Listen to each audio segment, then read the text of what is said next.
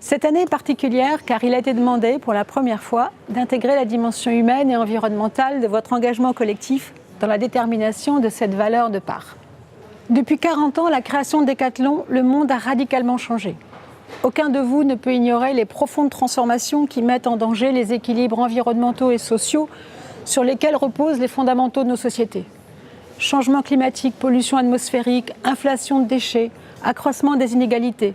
Les années les plus chaudes se succèdent les unes après les autres, les milieux naturels s'appauvrissent, les pics de pollution urbaine augmentent, impactant notre santé, nos modes de vie et de consommation, et rendant encore plus vulnérables des millions de personnes vivant dans la précarité.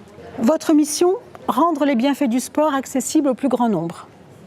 Alors comment être fidèle à cette mission dans un monde qui se transforme aussi vite? Et comment Decathlon peut-il apporter une contribution positive sur l'ensemble de ce métier, de ces pays d'implantation et de ces communautés?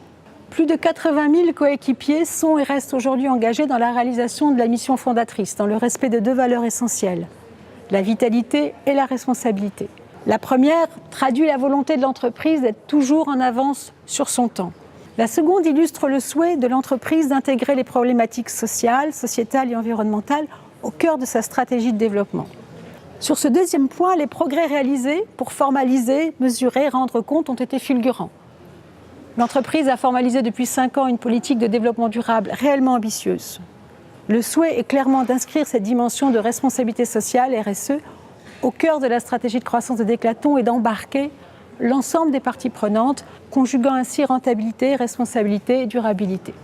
La première étape est franchie, celle de la mesure et du diagnostic. Vous vous engagez désormais dans l'étape de l'alignement, de la mise en cohérence et de l'action. Cette perspective est enthousiasmante et en résonance avec l'élaboration de la vision 2026 de l'entreprise. Cette réflexion vous a embarqué collectivement dans une aventure de transformation et d'ouverture au cœur de laquelle le questionnement sur le sens, dans un monde complexe en mutation accélérée, revêt une acuité et une urgence particulières. La conviction profonde est que les entreprises du XXIe siècle seront celles qui seront utiles à la société, tirées par le sens, en étant capables de partager réellement la valeur créée. Vous êtes convaincu que la valeur d'une entreprise, outre ses actifs financiers, est l'agrégation de différentes formes de capital. Capital humain, capital naturel, capital d'innovation, capital sociétal. Une évidence s'impose, si votre entreprise ne contribue pas activement à la constitution de ces différentes formes de capital, il n'y aura plus à terme de capital financier sur lequel créer de la valeur.